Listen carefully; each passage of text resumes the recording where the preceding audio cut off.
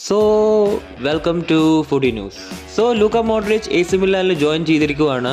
It's like an end of an era. പക്ഷെ ഞാൻ പറയാൻ വന്നതെന്ന് വെച്ചാൽ റിയൽ മഡ്രിഡ് അവരുടെ ഇൻസ്റ്റാഗ്രാം ഹാൻഡിലിൽ നിന്ന് അൺഫോളോ ചെയ്തിരിക്കുവാണ്. ആരാണെങ്കിലും എത്ര വലിയ ലെജൻഡ് ആണെങ്കിലും ദേ വിൽ ജസ്റ്റ് അൺഫോളോ.